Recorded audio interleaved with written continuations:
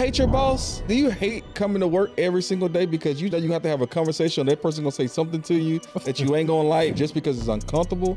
Doesn't mean it's wrong. Your leader takes you to another level. If you're feeling stuck because of this thought process of like, I hate my job, I hate my boss, maybe they need to change their mindset. Like, that's what we're gonna talk about today. I hate my boss. Oh. I hate my boss, and there's really three types of people that hate their boss, Tone. Okay. One, and it's never been anybody that like, number one is not anybody that's looking at this. Yeah. Number one, you're lazy. Nah, that's not. Right? Yeah. You guys are, it's 6 o'clock, 8 o'clock, whatever clock time, you're watching this video, you're trying to get better, you're not number one. Not number one. Right? Yeah. Right. The second type of person that hate their boss is because, or the second reason why somebody hates their boss is because their boss is just doing things to just aggravate them. And they're just really like irritated every single day because they know that their boss is going to ask them something that they ain't going to like. Right. Okay. And then the third type of person is you already gone. You quit already. Like you couldn't stand that person. You already left onto your next thing. You probably started your business. Right. And you realize though, dang, maybe my boss wasn't tripping. It was something that I needed to actually get better at, and I just didn't see it at the time. Right. You know what? To think about it, man, I think I was all three before. You know what I mean? Lazy. If I was lazy, that mean I wasn't purpose driven. You know what I mean? Or I didn't have, that wasn't on my radar. Yeah. I just wanted to make money. Yeah. You know what I mean? Yeah. So like when you're purpose driven, like you have a whole different mindset. That's real. It's different. So I think I was lazy. I wanted something for nothing. But anyway, that's deep, bro. Yeah. That's too deep. Yeah. So I'm gonna just bring it back to hating your boss. You feel me? Yeah. Okay, so we're gonna start with the lyric of the week. Lyric of the week. Yep. It's Big Sean. Okay. And he says, you wondering how to get in the game. I'm wondering how to get in the rafters. And there's two different mentalities when it comes to the place. You say you're playing sports. Yeah. Right? You got two types of mentalities. One, where somebody is just trying to, they sit on the bench. Right? And they just trying to figure out how to get in the game. Okay. You know, their focus is like, okay, do I need to work harder? Do I need to practice more? Or do I need to make friends with the coach? Or, like whatever, right? Like they trying to figure out how do I actually get into the game in terms of like just being a participant. Makes sense. This other person is thinking they already way past getting in the game. Okay. They're thinking about how to get to the rafters. Okay. Right? And like where they're hanging their jerseys up. And they're like, they've had their moment of success, and they're trying to create that legacy. That makes sense, man. I like that. And I think a lot of times, the people that when you hate your boss, you're thinking about it on one level, right? Really, level one, yeah. And your boss is already on level 2, and they're thinking about level 3. That's true. Right. So there's a point where essentially they're not on one accord. Yeah, they're not. Well, they are, but they just it's kind of like we talked about before. They it's I ain't gonna say my check and your check, but like we on the same record in terms of what we're trying to get to. It's just that what we're focused on currently, is different. It's different. Okay, makes sense. A couple of angles I can look at this is that maybe they need to change their mindset. You know what I mean? The reason now I do get the frustration too, because when you don't see it, when you can't see it, you just can't see it. I think, man, I'm getting into the scripture early. Scripture of the week. It comes from Colossians 3. I should have had it pulled up, man, while I'm sitting here talking. It comes from Colossians 3:23 through 24.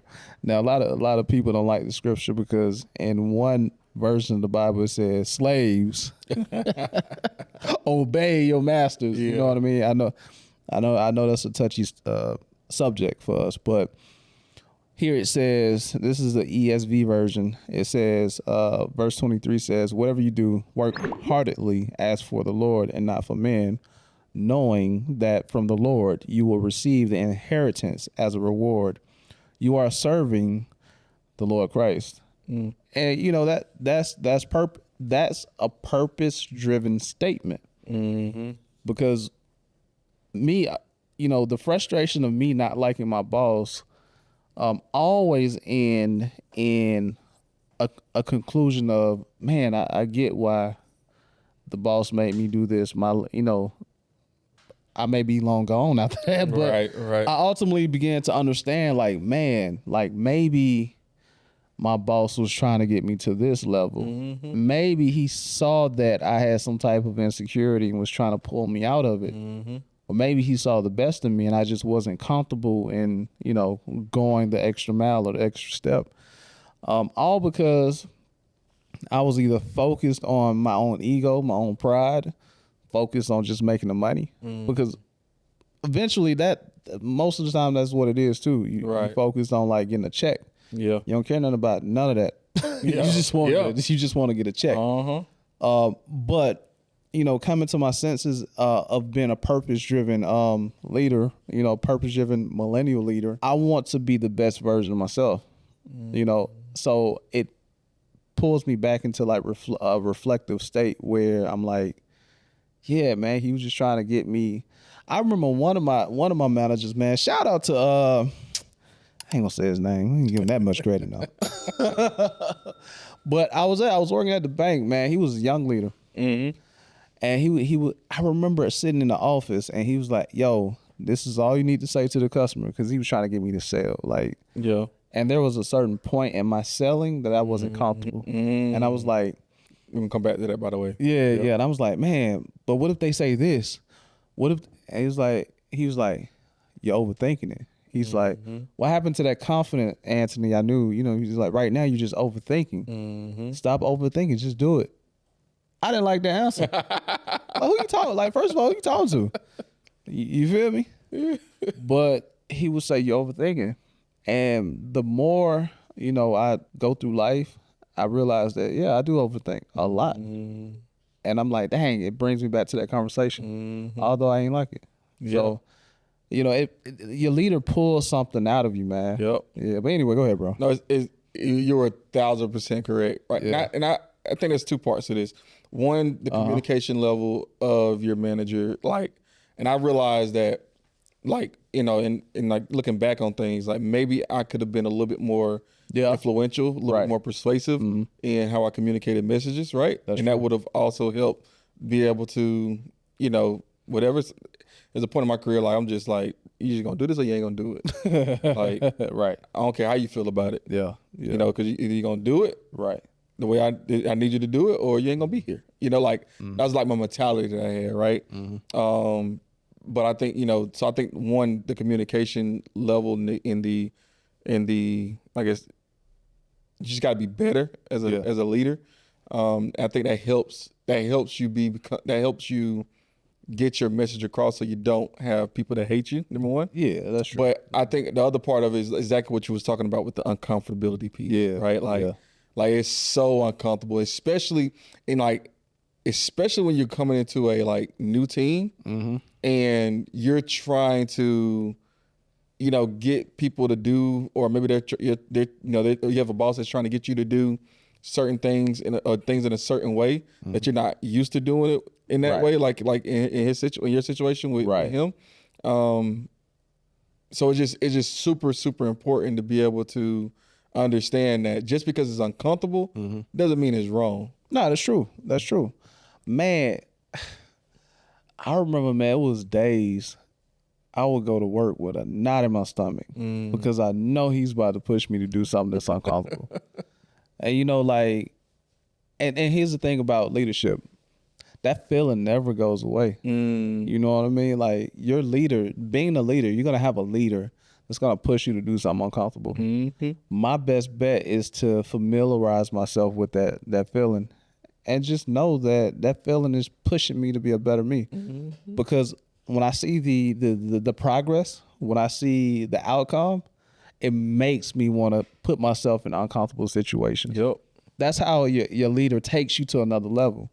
So, like, if you're feeling stuck, man, because of this thought process of like, I hate my job, I hate my boss, you just really got to do some self-evaluations too. You got to go to God and pray, because maybe God is revealing something in you through that situation or your relationship with your leader. So you just really have to serve him first so he can give you the insight.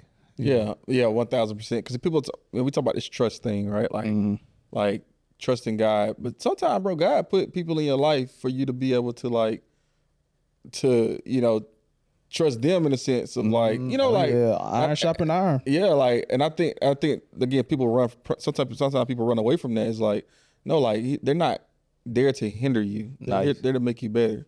But again, it's you have so much ego and so much pride in how you prefer to do a thing that you just won't let it go. And I think I had to grow in that over the last year, just being able to like, because I'm very methodical. I'm very like, I do certain things a certain way, so that way, it's consistent, right? Right. And it's I'm not straining myself. And over the past year, we've had I got a new leader, and the way that she sees the business is very different than how I see the business, in a sense, or how we go about it is, but we want the same result, right? And it's like so I had to really like surrender a lot of my ways that I was doing things, like, and I had to change, a lot of my things that even though they were working for me, right. But and when I changed them, I'm not saying that it necessarily worked better, but like our relationship got better because now I'm not fighting back and forth about what's right and what's wrong. Like, cause there's no that's why there's no such thing as right or wrong. It added another dimension to you. Yeah. So you can relate to more people. Exactly. It makes you bigger, Yeah. Yeah. So like now you can get things accomplished in more than just one way, and you can be able to relate to people more than just one way, right? So again, that's why it's just super important to have that that person that's that's going to push you and that's going to make you uncomfortable. And you might feel like you can do nothing right. It makes me think about that. Was watching 0 Day. Oh yeah. I'm not sure if anybody's seen 0 Day yet, but it's a good movie, really good, or a show, limited series. Series. Yeah. Robert De Niro. Yeah. And OG. There's a point in the movie, and I'm doing my best not to give it away, but there's a point in the movie where he's talking to his daughter, and they're talking about the change that needs to happen in America. And Robert De Niro's character was a former president. His daughter works in politics currently, or now in the movie, and she has this idea that if we basically we just need to bring the people together in a very simplistic way. But with his experience, he understands that that's like, everybody's problems are not simple. Yeah, you can't just like wave a magic wand or do one thing and make everybody like bond together, essentially. Right. And she's and her perspective is, she's like, why not? Like why is that not possible? Like, why is it like, why you can't, like you can. And so it's kind of what we were talking about. Like, you wondering how to get in the game. Yeah. I'm wondering how to get to the rafters, right? And and he pretty much tells her, he's like, listen, we do our best. Right. He said we could always do more. Yeah. But we do our best. That's fire.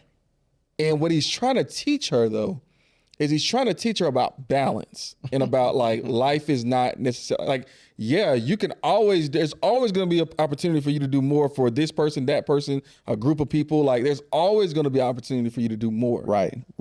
Yeah. But at the end of the day, we have to do our best. Do our best. And that's what, that's what it was just very difficult for her to really understand that. Right. Because she's thinking about it just from a one-dimensional, way. Man, so I wanna touch on that point, because I feel like I'm gonna go back to this point. I'm gonna touch on that point. I feel like, some of our listeners relate to. Okay, the first point you made was that the feeling of discomfort.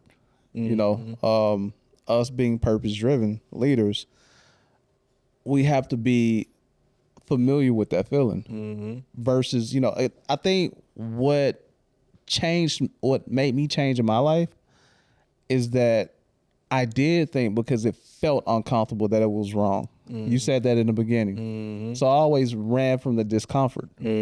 But what switched for me is that, no, this discomfort is to stretch you. Yeah. It's to make you better. Yeah. So one reason they may hate their boss or not like their boss is because they're stretching them. They're putting them in a position of discomfort. But what I'm saying is, no, get familiar with that feeling of discomfort. Don't run from it, but get familiar. The second point I wanted to make was the humility piece. The dad and the dad and the daughter. Yep. You know what I mean? Like, he's an OG. Yeah. He was a president. Yeah. She's trying to get there. Right. You know, like, in her position, I don't know what her goals was, but you just tell she was just super Well, ambitious. they both want to take care of the company. I mean, Right. The country. The country, They yeah. both want to take care of the country. But And she resented him, though. Yeah. She resented him throughout the movie. Like, you could tell, like, the relationship, or the show, like, you could tell, like, they didn't have the best relationship. Why is that, though? She didn't like her boss. Why is that? Right. She didn't like her boss because she didn't see the bigger picture. Like, when you are in a position of leadership, there's a piece of the pie that you can see that others can't. Like, there's things that an eagle can see that a chicken can't. Right. You know what I mean? And I think we need to. Chicken. I couldn't resist it. I couldn't resist. When you said it, I'm sorry. Man, I think I've been in this position too, man. Like not having humility. You know, like thinking I know everything, know more than my leader. When you get to that place, you begin to resent your leader because you don't see the bigger picture. Yeah. You know, you think it should go a certain way by what you know and your understanding and your experience, not knowing that this person had a whole heap of experience. They see the whole board, but you just can't understand it right now. So I think now you need to come to a place of humility so that you can be coachable. You know what I mean? And just really submissive. Because I'm pretty sure there are some people you know or on your team that think they know more than you do. Oh, yeah, for sure. You know what I mean? And they might. Well, yeah. In certain cases, you know? Yeah, but you are in your position for a reason. Exactly. God got you there for a reason. Exactly. You know, and they need to understand that. Again, it goes back to that, you know, work as if you're working for the Lord, because you need to know why that person is in that position. And it's not about knowing more. It's about knowing what's best. Right. That's You know what I'm saying? Yeah. Like, just because you have a different angle on something, you may know that one part, that one section, you know, whatever, but it's like, does that work for everybody? Nah, for And sure. that's the part where, like, that's the reason why you have leaders, like you said, like, that's why you're in this role, because I know what's best, not just for you, but for everybody. That goes back to that quote. Yeah, we Yeah. could do more, We can always do more, but we got to do what's but best. we do our best. We got to do our best. And I think our best is what makes us better. And, you know, ultimately, like, our leaders, I can't speak for all leaders. You know, I'm going to get into the bad leaders too, but ultimately, I think leaders want the best for their people. You know, they want, especially purpose-driven, they want to see their leaders shine and thrive. And I know for me personally, like, anybody that I mentor or anybody that even, like, you know, in ministry, I want to see that thing that God placed in them. I want to see that grow. I want to see that blossom, you know. And that's just my position. But you got anything? But there are leaders who are just trash, bro. Well, I mean, you know what I mean? Yeah, we gotta acknowledge that, right? We gotta acknowledge that. We gotta talk about the trash leaders out here, man. Yeah, ethically, morally, Yeah. just not it. Yeah. What do you do in that case? That's a good question. Nah, I remember, man, I don't know if it was a conversation we had on the pod or in person. We talked about something. And I think your stance was like pretty much to submit anyway. Yep, that's what I was leading towards. Okay, go ahead. Like, can you get into that? Yeah, I mean, again, it kind of goes back to what you said. Yeah. You had like this person has that position for a reason. Not for sure. So regardless of what you feel about them, whether they right or wrong, like again, long as you're not doing anything immorally or immoral, anything unethical, like just freaking do it. Yeah. Like just because like even though you may feel like you're the best person, like you should have had that job. They got a job over you. They shouldn't be my boss. I should be their boss. Like Right. maybe, but you're not.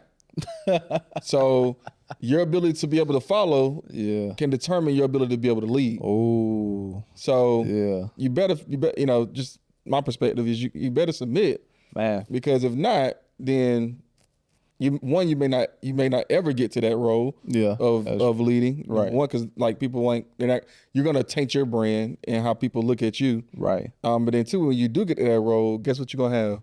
Another one of you. That's true. Because that person saw how you did that person. So now that now you just rotating the cycle. That's heavy. Man, I got a few stories in my head that I can think about.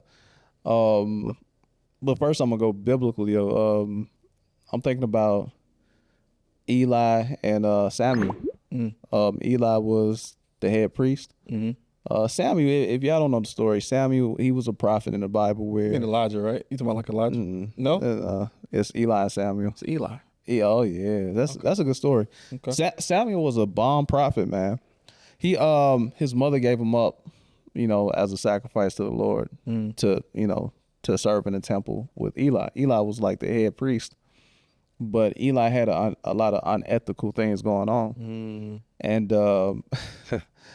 it was crazy. One night Samuel was laying down, and there was a voice, Samuel, Samuel. And he went to Eli. He thought it was Eli because Eli was like the father figure. Oh, yeah, okay, yeah. And Eli was like, nah, I didn't call you. So he went back to lay down. He heard another voice, Samuel, Samuel. He went back to Eli. Now, as unethical as Eli was, because, scripture talks about him being unethical, letting his sons do whatever, he still understood that it was the Lord that was talking to Samuel. You see what I'm saying? Yeah. So he said, okay, next time you hear that voice, say, Lord, here's your servant. And then Samuel went back, Samuel, there's another voice, Samuel. Samuel said, Lord, here's your servant, your humble servant or whatever. That's where the conversation began between him and Samuel. It was Eli that unlocked the conversation between Samuel and the Lord. People don't understand that. What did he tell him? I'm just curious now. You got me caught up in the story. You remember what he told him? Not verbatim, but he because I wonder. not verbatim, but you know where my head is going. What? Go ahead. But God did tell Samuel to tell Eli, yo, he finna destroy him. Cause like that's what I wondered. That's what I wondered. Like, because Samuel was a king, right? Huh? No, Samuel was a prophet. Oh, he's a prophet. Yeah. In my head though, it's like it's okay. Samuel's probably taking Eli's spot or whatever. Or I don't know, like. Well, God told Samuel that he was about to destroy Eli. Samuel didn't want to tell Eli. Eli was like, yo, now think about this. Like, this was back when prophets, like God only spoke to prophets. Like he didn't have relationships with us. So I think he was shut up like from everybody. And the only person that heard from God was Samuel. So Eli was like, yo, God called. What did he say? Like Samuel like, I don't want to tell you. He was like, nah, you got to tell me, So he told Eli, and Eli like, dang, okay. Whatever the Lord wills, it is what it is, right? And eventually Eli passed away, and Samuel, he was the man, the prophet that everybody went to. Samuel was the one that going into another one. Samuel was the one that ordained Saul to be king. I know you read Saul and David. Okay. That's another example. Okay. He anointed Saul to be king. Saul became unethical. Then God came back and anointed David. Mm-hmm. Saul didn't like David. David served Saul. Mm-hmm. Saul was trying to take him out. You trying to take your servant out. Right. It was a few times where David caught Saul slipping, but still didn't kill Saul because he reverenced the Lord as Saul being his king, his leader. Mm-hmm. You see where I'm going with this? Yeah. You know, even though these leaders were unethical, because the servants served the Lord, they respected the position that the person was in. Yeah. You know what I mean? And I think us as leaders, purpose-driven leaders, we have to get back to that humility, you know, or we have to get to that humility where we begin to respect the people who's in that position. Because number one, you don't know why God have them there, you know? And number two, it might be something that God is trying to reveal to you in this situation. I know for sure when I had unethical leaders, it helped me realize my true passion for people, you know, and not wanting and liking people to be done wrong. So it helped me realize who I am as a person and my moral compass and my ethics. You know what I mean? Yeah. And it helps me to really hone in on that and then just progress with, like, it gives me some type of identity of who I am in Christ, you know? So ethical, unethical, man, it's all about just submitting to leaders or whatnot. So, dang, that was good, bro. Dang. I wouldn't even expect to go there. Yeah, yeah, man. It's crazy, right? Yeah. Yeah, man. Edit on that. Huh? So we can edit on that right there. Oh, that's it? That's it, man. Oh, well, no, I got something else. Sorry. All right. You did say, I like the lyric, bro. I love the lyric. I'm wondering how to get in the game. I'm wondering how to get to the Raptors. I'm wondering how to get to the Raptors. You ever heard the saying, start with the end in mind? Yeah. I wonder if Big Sean was thinking about that. I can see him doing that. Starting with the end in mind? I can absolutely see him doing that. You can be a grunt, a scrub, but you already looking up at the ceiling like, how can I get my jersey up there? Yeah. Yeah, for real. Yeah. I think I want to get into that topic. Yeah. Start with the end in mind. Yeah, let's do that. Yeah, we ain't gonna do it right now though. Y'all be sure to like, subscribe, share, hit the bell. Hit the bell. Let's get this information out of here, man. We got the new What Am I Doing Right journals coming, man. Hey, it's gonna be fire, man. We got some good things coming to y'all. But y'all hit the bell. Let's get out of here. We out. We out. All right. Peace. Stick and move, we can get it done. Call it unity, it ain't no way around it. Cultivating, we get motivation from the big guy. We don't play about him. Going hard for the game, showing love.